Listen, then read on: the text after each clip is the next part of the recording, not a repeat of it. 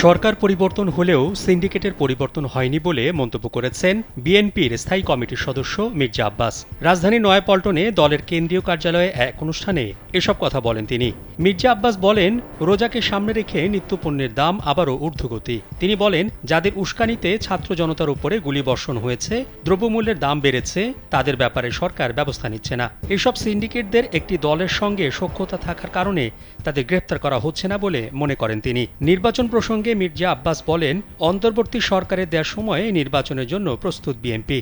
তবে সরকারকে বিভ্রান্ত করতে নির্বাচন নিয়ে বিভিন্ন রাজনৈতিক দল নানামুখে বক্তব্য দিচ্ছে। এ সময় মির্জা আব্বাস বলেন, ফ্যাসিবাদ কিংবা অপকর্মের সঙ্গে জড়িতদের দলের সদস্য করা যাবে না। দলের মধ্যে স্বার্থান্বেষী ও সুবিধাবাদীর লোক রয়েছে উল্লেখ করে তিনি বলেন, বিএনপির হাজার হাজার নেতাকর্মীর পরিবর্তে ভালো ও নিষ্ঠাবান কর্মী প্রয়োজন। তিনি বলেন, অন্য রাজনৈতিক দলের লোকজন ঋণখেলাপি করলে তাদের বিরুদ্ধে ব্যবস্থা নেওয়া যাবে না। সব দোষ বিএনপির। স্যান্ডেলিনা সো, রূপচর্চায় আভিজাত্য।